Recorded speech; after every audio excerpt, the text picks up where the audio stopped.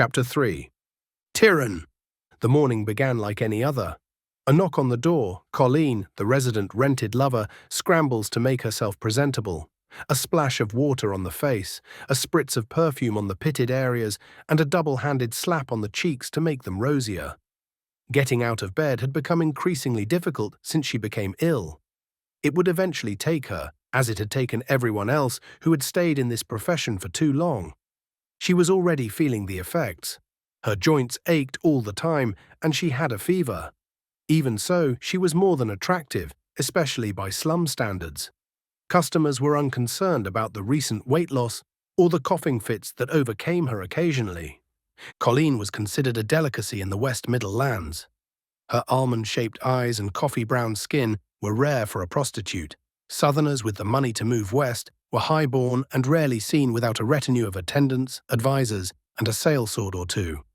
How a woman of such beauty and elegance could fall to such circumstances usually involves the scorn of a very powerful man. Tyrwn, her lover and panderer, a monster of a man who stood well over 6 feet with broad shoulders, gnarled hands, and a face only a mother could love, checked the door. Tyrwn, perhaps their love child, or perhaps a bastard of some passers-by with the coin to spend, would make himself scarce. Customers didn't mind doing their business with the former soldier in the next room, but sometimes had difficulty when kids were present. 1 copper for a lay, 3 for a stay. Tyrwn would clarify before any business was done. If the customer opted to stay, he would get a bath and would not have to leave until morning, which meant Tyrwn was out of a bed for the night, as Tyrwn would take his. This customer, one of her regulars, didn't adhere to his usual routine. He stammered a greeting to Tyrwn and nervously glanced about the room like a child with a secret. Colleen eyed him suspiciously from the other room. He showed the telltale signs of a man who was going to make an odd request. Judging by the way he wouldn't make eye contact with Tyrwn, it was probably something taboo. Any person traveling to the slums for gratification valued privacy over safety. Usually men who couldn't be seen fornicating. He was a priest, though he made a modest attempt not to look it. The shaved hole at the top of his head marked him as such. 1 copper for a lay, 3 for a stay, Tyrwn repeated. When the nervous man did not answer, Tyrwn smiled widely. The professional pimp could practically smell money about to be thrown his way.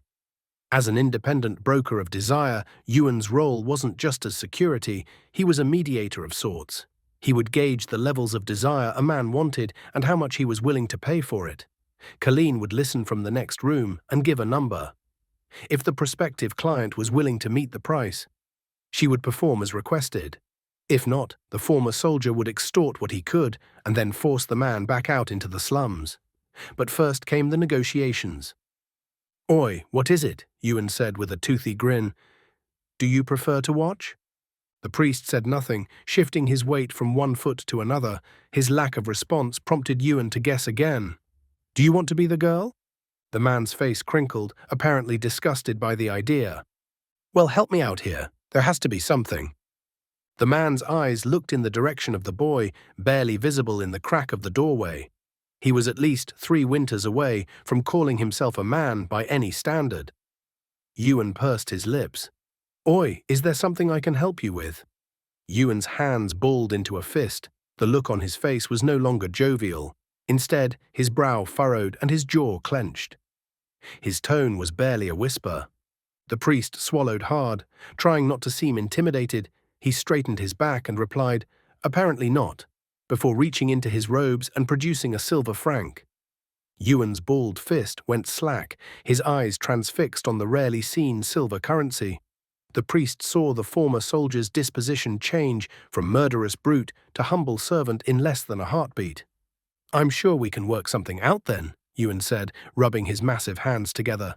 The deal was struck. However, Colleen apparently disapproved, as later that evening, Tyrwn and Colleen fought bitterly. Tyrwn heard his name enough to know somehow he was at the center of the disagreement. The conversation devolved into a shouting match, and eventually he could hear the furnishings being violently moved about the room. Before long, the violent sounds were replaced with croaking. Colleen seemed not to be faring well in the struggle. Tyrwn felt his stomach drop. He knew his mother was in peril. and the man he considered his father was the cause. He burst into the room only to see his mother suspended several feet off the floor, being strangled by Tywrn. Her eyes were bulging out of their sockets. Every vein on her brow was visible. The former soldier tossed men 3 times Tyrwn's size around like they were dirty shirts. He had to do something, so he threw himself at the large man. It was like throwing himself at the side of a building. He looked around the room before settling on the brass chamber pot and hurling it with all his might. The impact had no effect. Tyrwn was on the verge of tears as his mother's body went limp. Within moments, the contents of the pot began to run down the front of Tywrn's face, breaking his murderous trance. Realization set in. He was covered in days-old shit and piss. The giant man refocused his rage on Tyrwn.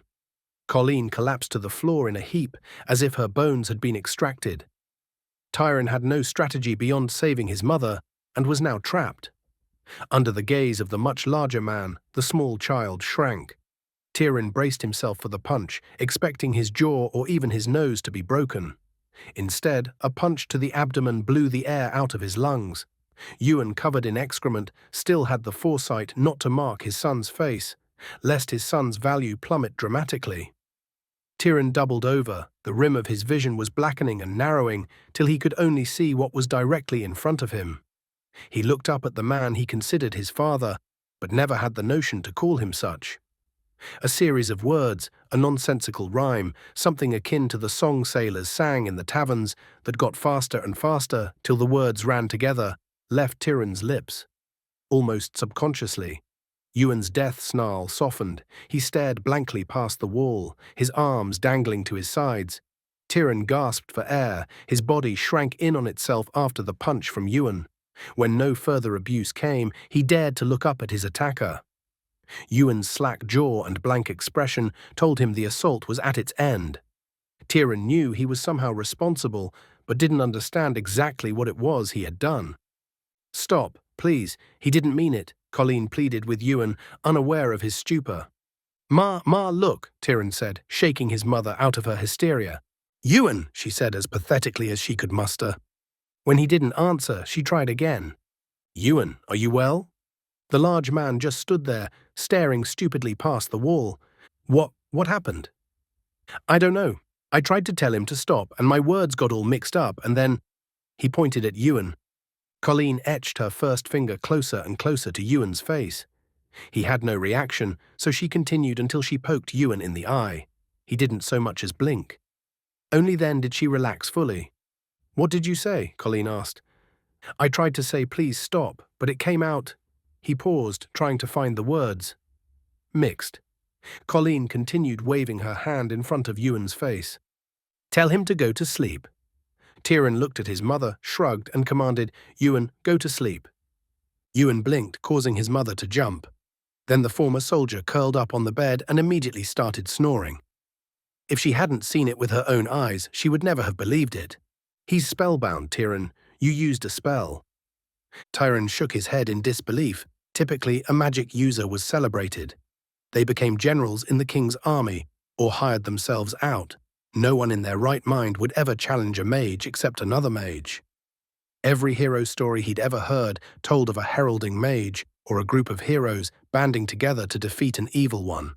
Tyrwn knew, however, that a magic user from Westport's slums would be ripped from his life with no regard for him or his mother's wishes.